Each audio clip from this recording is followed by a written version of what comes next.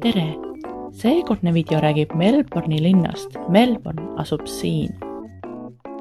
Paari nädala eest oli uudistes teade, et Melbourne on nüüd Austraalia kõige rahvarohkem linn.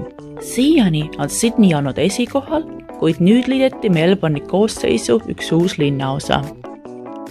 Uute pilvelõhkujate vahel on Melbourne'is ka palju vanu armsaid ehitisi.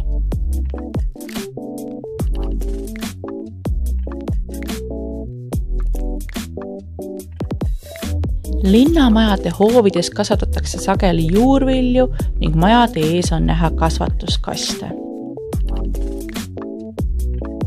Melbourne'i tänavatel on tunda sügist, sajab vihma ning tuli ka rahet. Melbourne on linn, mis on kuulus oma huvitavate graffitite poole. Graffitiks nimetatakse ehitiste välisseintele maalitud pilte. Graffiti on tihti luba küsimata seintele sodimine, aga leidub ka kunstnikelt tellitud imeilusaid teoseid. Et meistriks saada, tuleb palju harjutada ja harjutamiseks sobib hästi paber, papp või tahvel.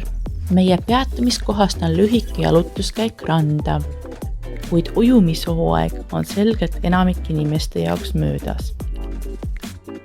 Ranna äärde on üles seatud tsirkuse telk. See siin on sissepääs kuulsasse Melbourne'i lõbustusparki. Kuna lunaparki pääseb sisse piletiga, vaatlen seekord väljaspoolt.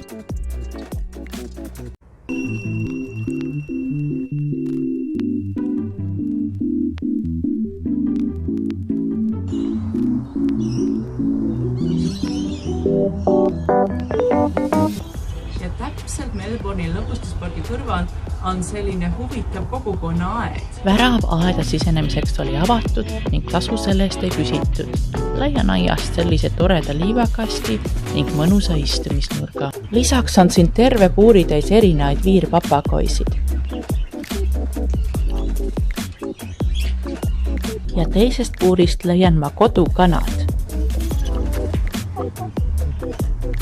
Selline armas rahulik nurgake on linnakära keskel. Ja siin tundub elavat merisiga ning aia taga nurgas on üks väikene hiir ka.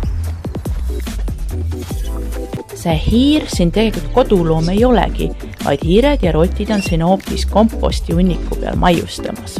Komposti saadakse taimede ja toidu jäänustest, pannakse mulda ning see on kasulik taimedele kasvamiseks. Melbourne'is on küll sügis, aga kuna talvel siin lund ei tule, on see hea istutusaeg. Äkki olete endale ka juba midagi mulda pannud? Hüüdke ära arvata, mis siin kasvamas on.